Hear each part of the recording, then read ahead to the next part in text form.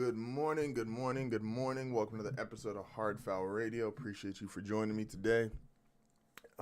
Appreciate you for taking some time to listen. I don't take time for granted. You shouldn't either, so I appreciate y'all being here today. Fix my mic real quick. Mic. Fix my mic real quick. All right, there we go. Okay, so, let's do it. All right, welcome to the episode of HardFoul Radio. Appreciate y'all for joining me today. Don't take your time for granted. I don't take it for granted, so I appreciate y'all for joining me. So, let's start with this, right? Monday Night Football, Seahawks versus Eagles. We're very conditioned to a lot of media outlets, especially sports media. Anytime something happens, no matter what it is, you got to come in the next day, give an opinion, and act like it changed how you thought about something, because why have the same opinion as you had last week? Because ratings and clickbait, right? But what did you really learn last night from Seattle beating Philadelphia? Like, just really think about that for a second. What did you learn from that game? Did you learn anything that you didn't already know? We already knew Russell Wilson, MVP candidate, one of the three best quarterbacks in the game. He's great. DK Metcalf, super physical freak, really good receiver, has a chance to be even better, possibly. And the Eagles, we already knew who were what. A team that had started the regular season bad, still in the regular season is bad, and a quarterback who are we just, unless you really just like hitting the hammer on the nail with Carson Wentz's regression even more. What did you learn from last night? Seattle came out and looked really good, and then started to look less good as the game, because why did that game get down to 23-17? If you just went on Twitter, or just went on Instagram, or just went on a social media outlet last night, or were watching or listening to people talk about the game, you would have thought Seattle blew them out. I saw a lot of Seattle's pass rush looks really good. Oh my gosh, DK Metcalf. Oh my gosh, Russell Wilson. I mean, it was just superlatives, and there was so much extra being thrown Seattle's way. You would have thought Seattle beat them 41-3. And let me be clear here. Even if Seattle beat Philadelphia 41-3, I would still know nothing extra or nothing more this morning than I knew about Seattle yesterday. Seattle's a good team with a great couple players. Philadelphia is a bad team with where are their great players. If I told you that, reminds me a lot of when I used to go, I could beat the average person in the game of basketball. I'm 6'9", have some skill. Like, I could beat I joke all the time, like, oh, I'm not in the league, haha. But I could beat the average person in a one-on-one game. Or if I went into the gym, even though they're not open right now, and played in a 5-on-5 quick warm-up game, I could go out there and be one of the best players on the court. But there's a difference, and then not just the gym. But there's a difference when you're playing against high-level competition. When I used to work at the school, and I would go out during recess, and I would play with the kids, I could score you 30 points, 20 rebounds, 15 assists, and not miss a shot. But there's a difference when Giannis Antetokounmpo goes out there and gives you 30 points, 20 rebounds, 10 assists, only misses a couple shots against one of the best defenses in the NBA. The Seattle Seahawks versus the Philadelphia Eagles is like me versus the little kids at the school. Seattle didn't prove anything last night. Seattle didn't come out and make some grand statement saying, all right, we're for sure one of the Super Bowl favorites. Oh, we're one of the best teams in the NFC. We're one of the best teams in football. They proved none of that. I don't know any more about Seattle than I knew yesterday. Because if you were to ask me what did I know about Seattle going into yesterday, I knew Russell Wilson. I knew DK Metcalf. I knew Jamal Adams, Bobby Wagner. I know Carlos Dunlap has helped this defense, especially their pass rush. And that's it. What did I know about Philadelphia yesterday? They're not good, and we don't talk about the NFC East here because of how historically bad they are, and I just don't care highlighting how bad something is, or it's like watching the train wreck or the car crash. I'm not interested in that kind of stuff, so I don't talk about Philadelphia. I don't talk about the NFC East. And what did I learn that is any different than what I knew going into that game? Sometimes you don't learn anything, and it's okay. Or just don't learn anything today. If I gave you, they do this in school, you get review lessons. Review chapter 12.3, review chapter 12.7. You didn't learn anything new that day, but you just reinforced what you already knew and you kept practicing. So if Seattle wants to take that away from last night, that, oh yeah, we know, especially against bad teams, we could just go Russell Wilson to DK Metcalf all day and bad teams can't stop it. But that won't work against the good teams in the NFL. That won't work against the Packers. That won't work against the Saints. That won't work against even some teams in your own division. A team like the 49ers, the way they play on defense, a team like LA, the Rams, it's not going to work against them. That was a review chapter. All right, Metcalf, Russell Wilson, DK Metcalf, cool, works against bad teams. But what did you learn last night?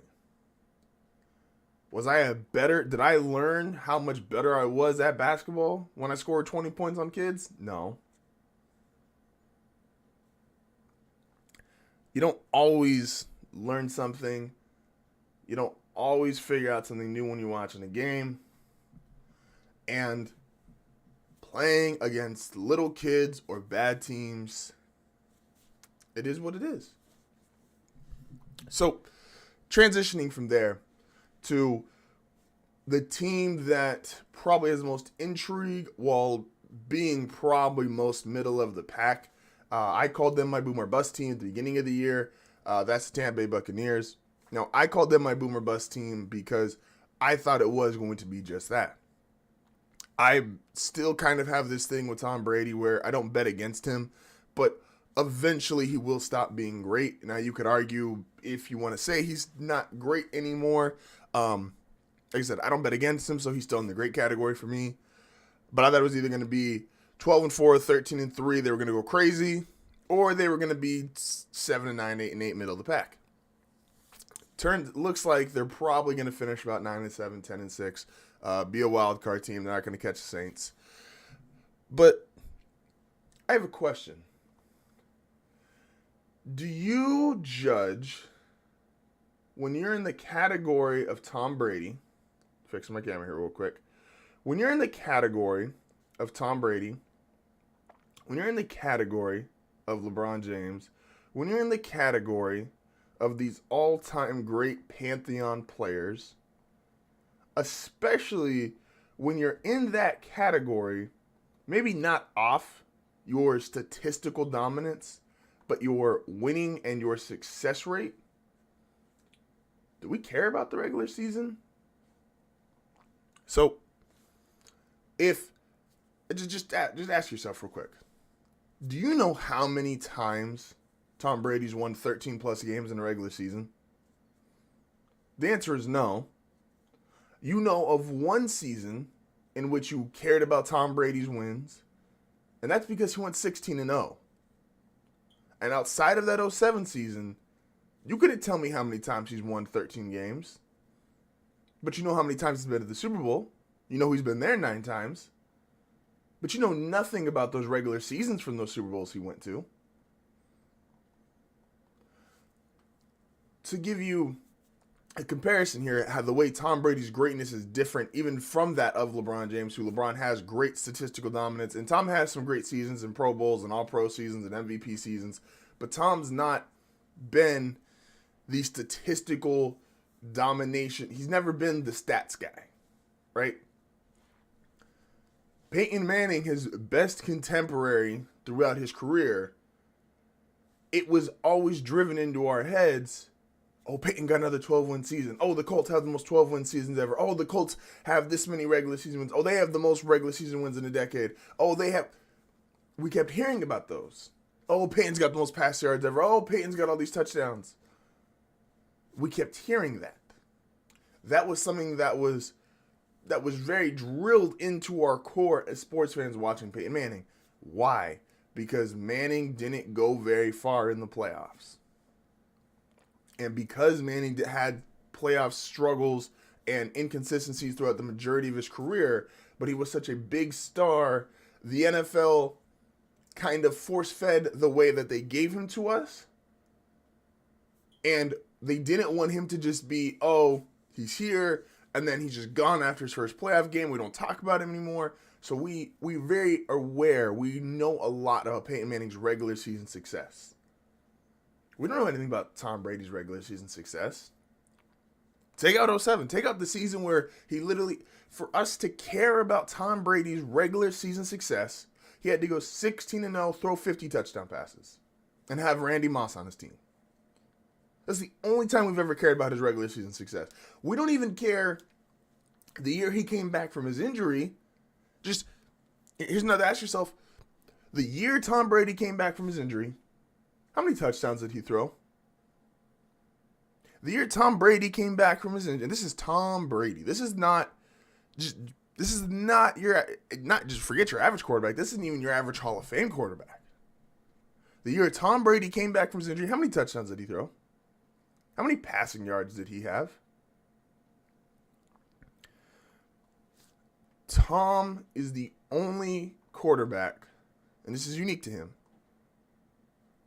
to be in that category of statistical greatness, which if he plays out the rest of this year and next year, and with the Drew Brees injury, Tom Brady's going to retire with every record. Most passing yards, touchdowns, all that stuff. And we just don't know or don't care because we don't associate it with him because he wins at such a high and prolific rate. We know Drew Brees' numbers because Drew Brees has one Super Bowl. So we know Drew Brees doesn't have an MVP. We know Drew Brees has the most passing yards ever. We know Drew Brees when he broke the touchdown record. We know these are big things. Like, they market them.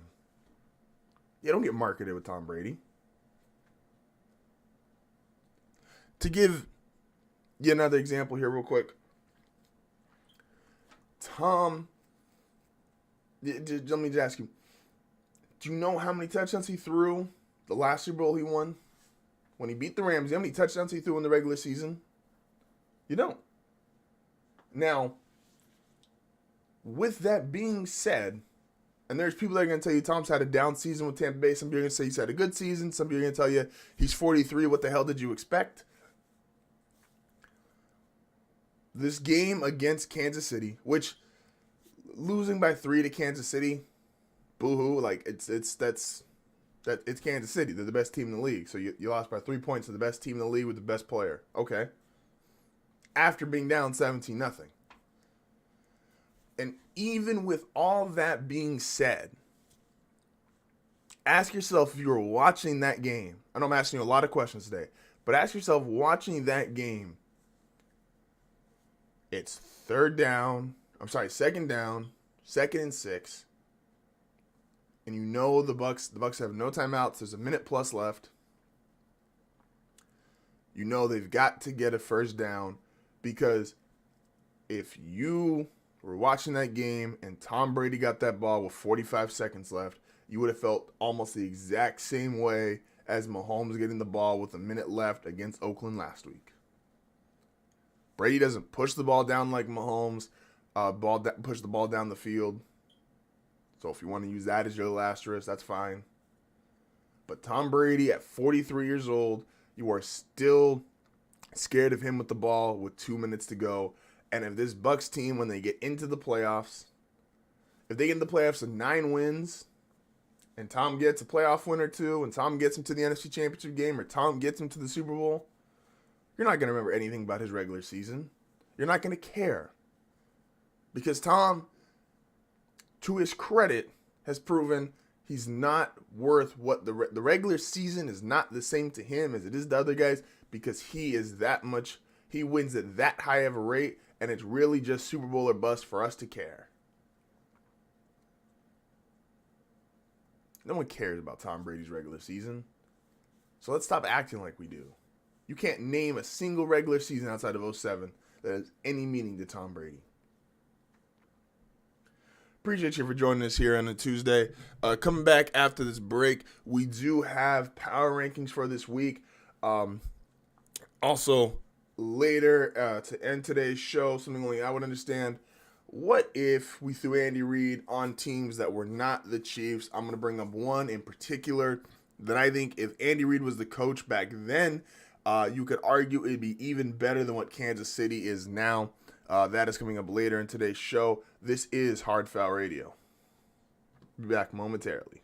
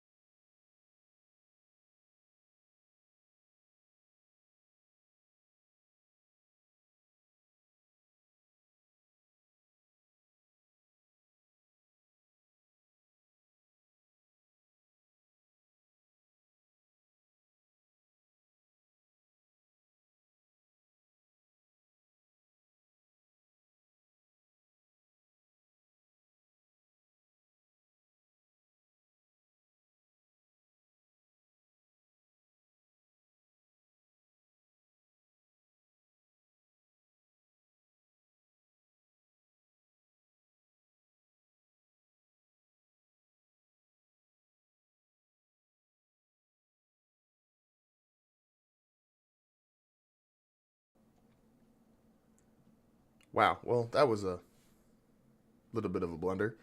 My mic's been muted and it just now was brought to my attention.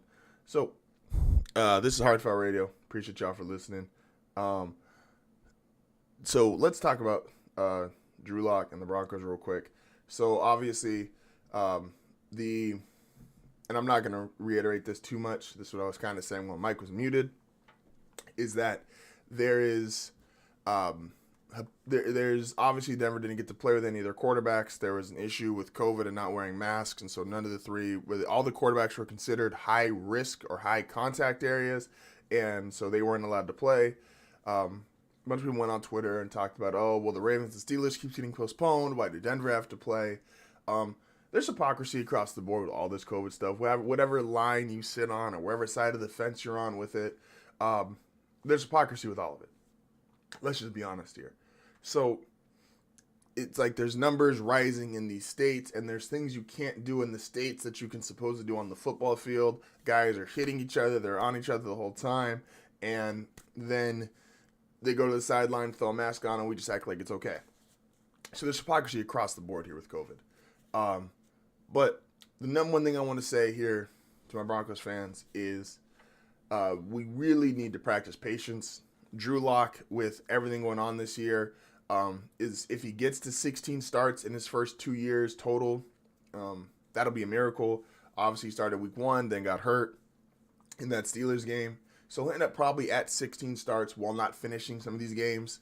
And then obviously losing the start this last week. But we have this idea as fans that a guy should come to the league. He's really good when he comes in, then he hits great, and then he's just great for years, and then you just stop playing him once he's no longer great. And that's just not true. I went around and I looked at, and I spent way too much time doing this yesterday. I was looking at each team. First I just thought of a list of players. I'm like, okay, who's the 10 best players in the NFL probably? And then I went from there, and I started looking at team-by-team basis. And I thought, who actually comes in the league great and then stays great and is still great? So think about that. You have to come into the league great, stay great, and still be great. I got 2 players. Now, I exclude, for this, let me be very clear here, I exclude offensive linemen. Excuse me. Because, yes, there is a couple of guards and tackles in the league that came in the league and you could argue they were great right off the bat or really good off the bat, and they're still really good, still really great. But I didn't have time to do it with every single team's like left tackle and left guard or right guard. Like Zach Martin, outside of injury, came in the league. He was great, still great, boom. The Colts have, I'm drawing a blank on his name now, but the guard from Notre Dame came into the league. He was great, still great. He's obviously only 2 years in, or now his third year. Quentin Nelson, there we go. So exclude offensive linemen from this list, okay? Came in great, stayed great, still great. It's 2 guys. It's Patrick Mahomes and it's Aaron Donald. That's it. This idea that guys, and there's going to be pushback on that statement, but think about who is great right now, okay? Derrick Henry might be the best running back in football. Derrick Henry didn't come into the league great. Derrick Henry a couple years ago was possibly considered a bust. Derrick Henry wasn't considered better than Mark Ingram as a running back coming out just from Alabama running backs. If I told you quarterbacks, Drew Brees wasn't great from when he came into the league. I could argue Drew Brees isn't great now. We talked about Tom Brady in our first segment. Tom Brady, you could argue he's not great now. He's 43, but you could argue he's not great anymore. Everybody has these up and down years. Excuse me. Russell Wilson wasn't great when he first came in the league. He was carried by a defense. Receivers, Antonio Brown was the best receiver in football 2 years ago. Is he still great to you? Defensively, J.J. Watt had one of the highest peaks of any defensive player ever. Not great anymore. Von Miller came in the league. He was really good, great. Injuries, subpar this season, injured. Last season, subpar. Khalil Mack. What did Khalil Mack do last year? Like this idea that you're just great and then you're just, you just stay great forever, it's just not real. So to bring it back to the Bronco fans, Denver, who on this current team do you think was just great right off the bat? Garrett Bowles just got a contract extension, and now everybody loves him, and they couldn't wait to get rid of him last year. Justin Simmons, I'm on the big Justin Simmons, the best safety in the NFL. Justin Simmons wasn't great his first couple years. Might not have been bad, but he wasn't great. He wasn't this player. So, if you're going to give Garrett Bowles time to get better, you're going to give Justin Simmons time to get better. Cortland Sutton had an okay rookie season, had a great second season. He's injured this year. We think he's going to be good next year. What's wrong with giving these guys time? Vic Fangio, if John Elway fires Vic Fangio after 2 seasons, he's an idiot. Vic's going to have, I say this all the time with the Raiders, the fact John Gruden has a 10-year contract means so much. Those guys have to buy into the system to some degree if they want to be on that team. Look at Derek Carr. Derek Carr probably didn't like John Gruden that much when he first got there. There was notable. They always talked about, there was issues. They're not in as much sync as everybody else thinks they could be. But if your coach is going to be there for 10 years, you got to get in sync. You got to figure this out. Patience, deep breath, give him some time. It'll work.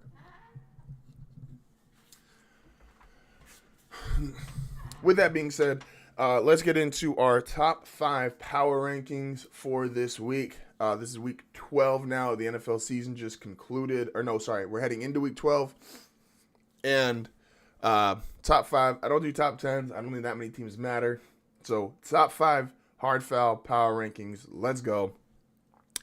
Number 5, Green Bay Packers. I don't think this team does very well in the playoffs. I think it's a lot of Aaron Rodgers, Devontae Adams. I think I would only put them over Seattle because Aaron Jones is more consistent, if anything, just more healthy than usually Seattle running backs. But if Chris Carson was consistently healthy, I would probably put Seattle in this spot. I think Green Bay, when they look great, they look great. When they look bad, it looks ugly. Aaron Rodgers is still great, but they're in that.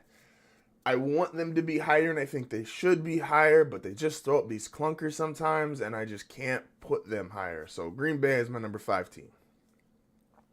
Number 4, the new Patriots. That is the Tennessee Titans.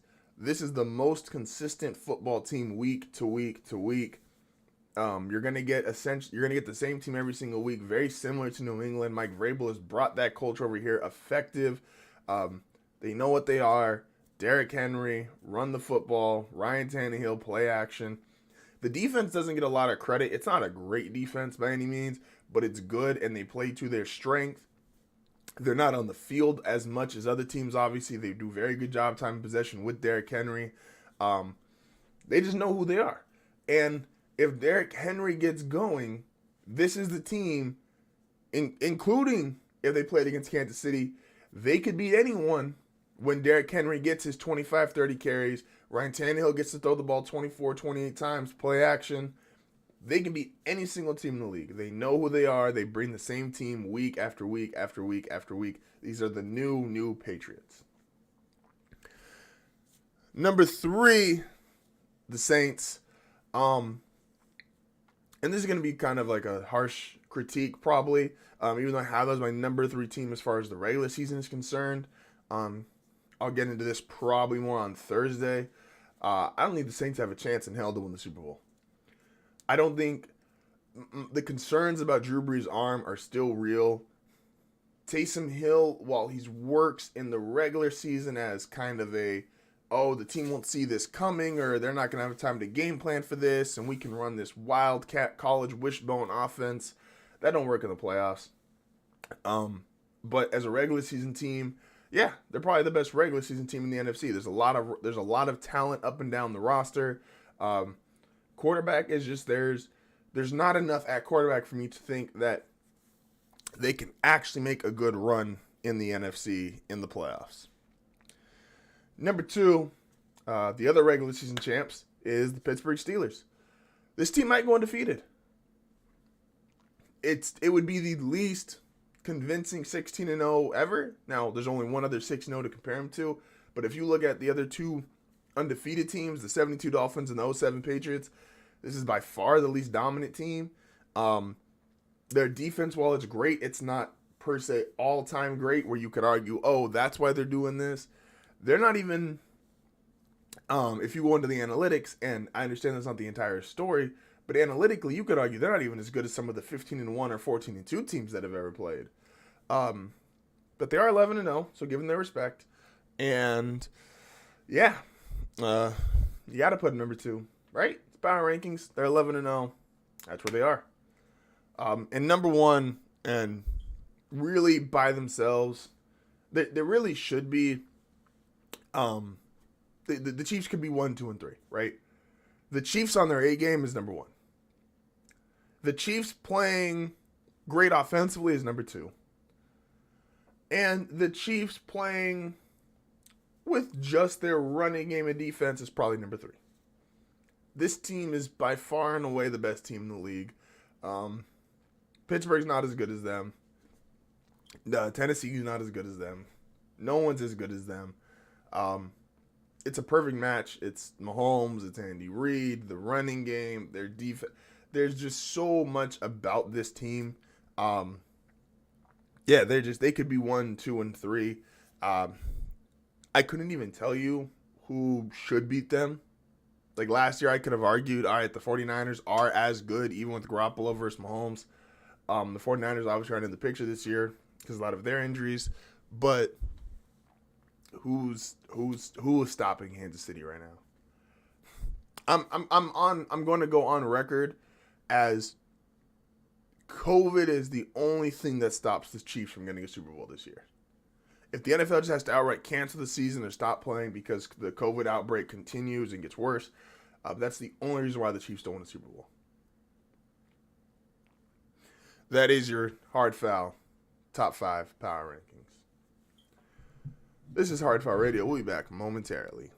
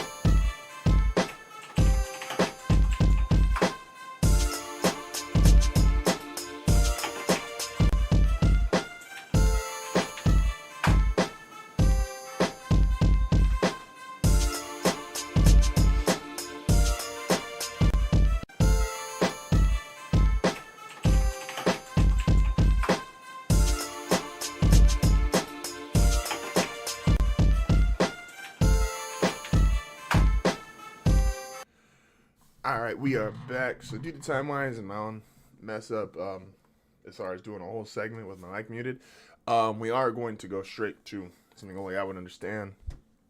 Browns fans, you're going to have to wait until later in the week to get your segment. Sorry. So let's end the show, as we always do, with something only I would understand.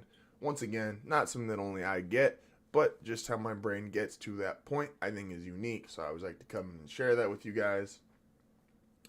The Chiefs are almost like a perfect match, right? Like everything just feels like it works. Between the head coach, the quarterback, the style of play, just everything is just, it's like a perfect car. It's not just the engine, it's the transmission, it's the interior, it's the exterior, like everything just is perfect. But could I argue, and if we did a what-if scenario here, this is not the best team Andy Reid could have been on? So, Tony, shout out to Tony from the Real Big Three. Tony and I always like to talk about the 2011 Packers. Because that team should have been it. Should have been it. 15-1, defending Super Bowl champions. And I could argue they had more offensive talent. And this is where it gets here. More offensive talent than this current Chiefs team. This current Chiefs team is Mahomes, Kelsey, Tyreek Hill, Sammy Watkins, Nicole Hardman, and Clyde Edwards-Helaire, who really you could throw in whatever running back you want. They obviously started off Mahomes' era with Kareem Hunt.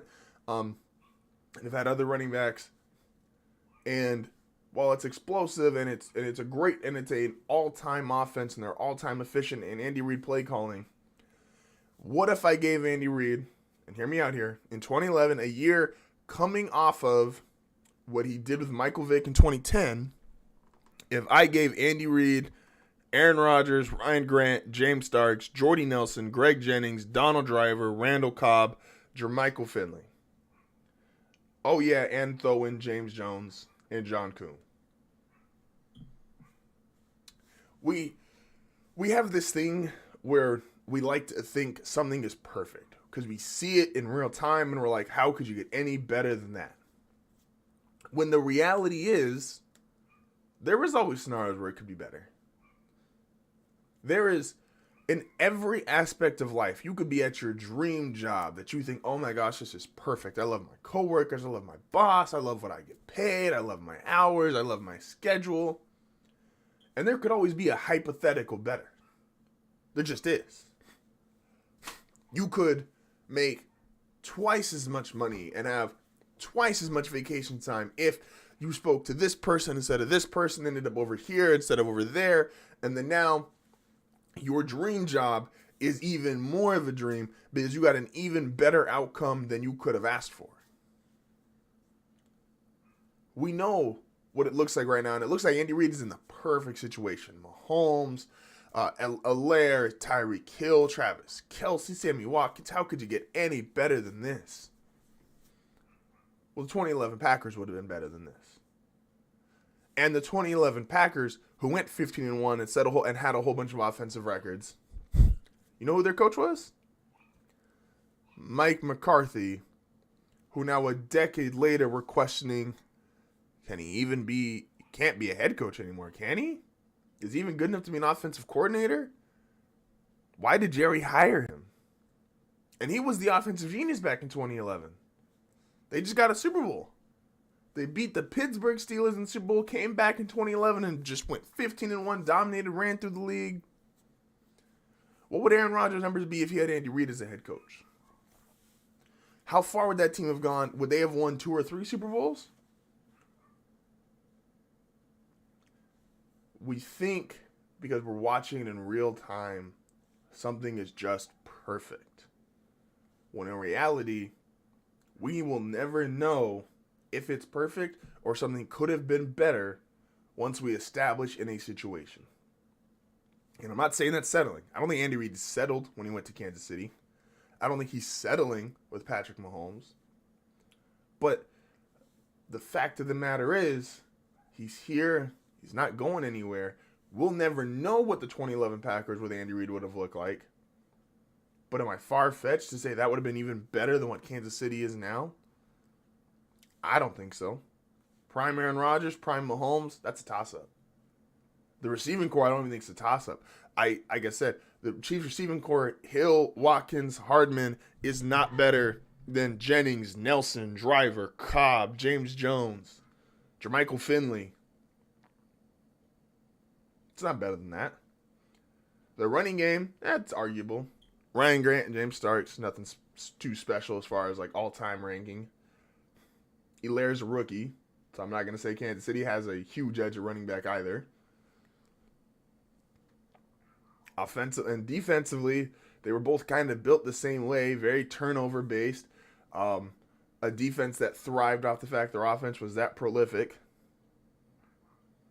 2011 Packers with Andy Reid would have been better than the 2020 Kansas City Chiefs with Andy Reid. Something only I would understand, but it's okay. I'm weird, and I'm okay with that.